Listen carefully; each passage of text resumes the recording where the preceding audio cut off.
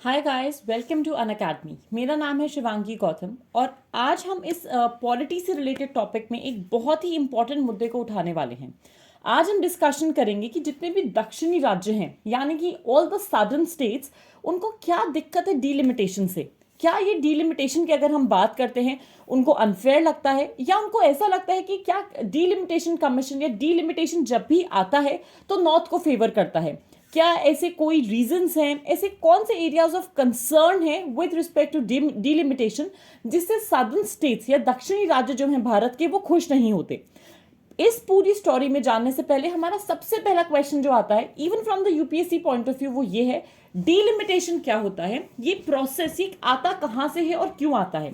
तो हम जब भी डीलिमिटेशन की बात करते हैं, डीलिमिटेशन उस एक्ट या प्रोसेस का नाम है जहां पे हम बाउंड्रीज को यानी सीमाएं, जो भी टेरिटोरियल कॉन्स्टिट्यूएंसी की सीमा है ना, किसी भी कंट्री में, किसी भी प्रोविंस में, किसी भी विधायी निकाय में, उसको हम फिक्स कर रहे होते हैं। रीजन क्या है इसको फिक्स करने का, ताकि पर एमपी या पर एमएलए जो नंबर ऑफ वोटर्स रहे वो रफली सेम ही रहें। अब ऑब्जेक्टिव क्या है ये तो समझ गए हम कि एक लीगल डेफिनेशन मान सकते हो आप, एक पॉलिटिकल डेफिनेशन डीलिमिटेशन की क्या है, लेकिन ऑब्जेक्टिव क्या है, क्यों हम इसको लेकर आते हैं। बहुत ही सादा सरल सा इसका ऑब्जेक्टिव है, दैट इज इक्वल रिप्रेजेंटेशन, यानी समान प्रतिनिधित्व।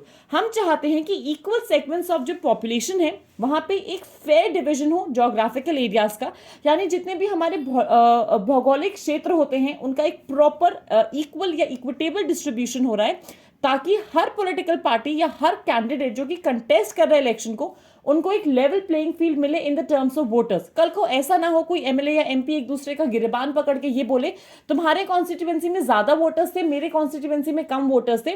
यह हो सकता है ये लड़ाई हो जाए कि तुम्हारे कॉन्स्टिट्यूएंसी में क्योंकि कम वोटर्स थे इसीलिए तुम जीत पाए, लोगों के पास ऑप्शंस कम थे। मेरी कॉन्स्टिट्यूएंसी में क्योंकि ज्यादा वोटर्स थे, वोटर टर्नआउट कम रहा and it could go haywire.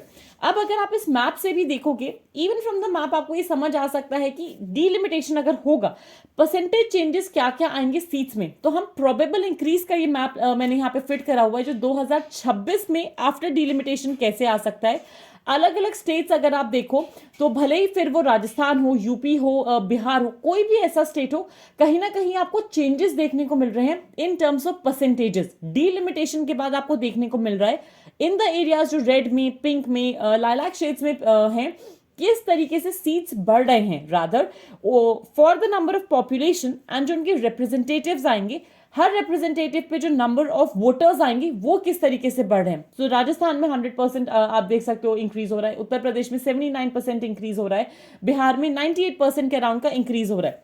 Total अगर हम देखें लोकसभा सीट्स में जो इंक्रीज होगा फ्रॉम 543 846 तक जा सकता है। मतलब ये प्रोबेबल है पार्ट, अभी कोई ऐसा नहीं है कि हाँ ऐसा ही होने वाला है कि 2026 की लोकसभा में ना हमको 846 सीट्स देखने पड़ेंगे। But as per the delimitation this is a major concern या मेजर चेंज जो हम देख सकते हैं कि भाई लगभग 56% का इंक्रीज देखने को मिलेगा। अनदर इंपॉर्टेंट फैक्टर, अब लोकसभा और राज्यसभा में ये जो सीट्स हैं ये डिवीजन कैसे किया जाता है। हमको एक बहुत सीधी सी चीज पता है कि जो हमारा पार्लियामेंट्री कॉन्स्टिट्यूएंसीज होती हैं, जिसको हम संसदीय निर्वाचन क्षेत्र भी बोलते हैं, लोकसभा के पर्पस के लिए हमने 543 पार्लियामेंट्री कॉन्स्टिट्यूएंसीज में पूरे देश को बांट दिया है, जिसमें से हर एक एक कॉन्स्टिट्यूएंसी से एक एक मेंबर आता है। पीछे जो आपने मैप देखा the probable map for 2026 Lok Sabha, हो सकता है कि क्योंकि पॉपुलेशन भी बढ़ जाए हिंदुस्तान का, हमको कॉन्स्टिट्यूएंसीज का डिवीजन इस हिसाब से करना पड़े कि लोकसभा में नंबर ऑफ सीट्स भी बढ़ जाएं। तो लोकसभा के जो मेंबर्स हैं उनको हम डायरेक्टली इलेक्ट करते हैं, मतलब आप और हम ही हमारा एमपी चूज करेंगे, हम ही उसके लिए वोट करते हैं।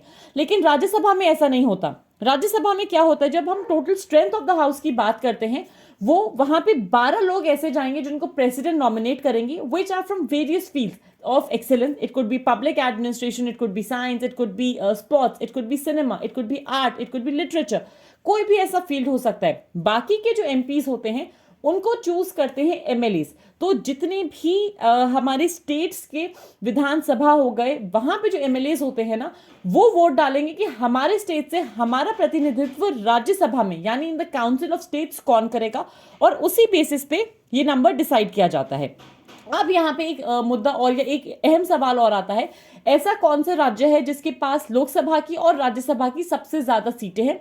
So the answer to that question is Uttar Pradesh. Uttar Pradesh has the highest number of seats in each house of the parliament, यानी संसद के लोकसभा में या राज्यसभा, अगर आप दोनों ही जगह देखोगे दोनों चीजें हैं यूपी के पास, share size and the share population. इसकी वजह से आपको बहुत बड़ा एरिया, या आप बोल सकते हो कि लोकसभा राज्यसभा दोनों जगह maximum number of seats UP के हैं। लेकिन दिक्कत क्या है, क्यों डीएमके पार्टी को इस सिस्टम से दिक्कत है? उनको क्यों ऐसा लगता है कि ये जो डिलिमिटेशन कमीशन है, ये जो डिलिमिटेशन का प्रोसेस है, इस व्यवस्था का विरोध क्यों कर रहे हैं? तो डीएमके की एमपी है राज्यसभा में डॉक्टर कानीमोझी एनवी के सोमू, जिनका आप चित्र इस इमेज में भी देख सकते हैं। साउथ इंडिया के स्टेट्स के लिए ये स्पेसिफिकली बोलती हैं एक सिंपल सा चीज, दैट इज कि भाई हम लोगों को ना जो भी पॉपुलेशन ग्रोथ है, जनसंख्या में वृद्धि हो रही है, उन्होंने कंट्रोल कर रखा है। There is 6%, south Indian states ने, पर्टिकुलरली तमिलनाडु, उन्होंने अपनी जनसंख्या वृद्धि को 6% तक रोक रखा है। लेकिन नॉर्थ इंडिया स्टेट्स में फैमिली प्लानिंग नाम की कोई चीज ही नहीं है, जो कि सिंसियरिटी या ड्यू रिस्पेक्ट के साथ इंप्लीमेंट नहीं की गई।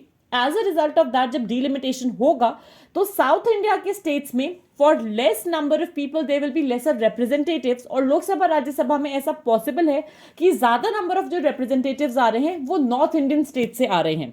और इसी को लेके काफी ज्यादा बयानबाजी हुई, इसी को लेके डीएमके हमेशा से अपोज करते आ रहा है इस डिलिमिटेशन के सिस्टम को। Stay tuned for more such videos on every topic with respect to current affairs, international relations and Indian polity.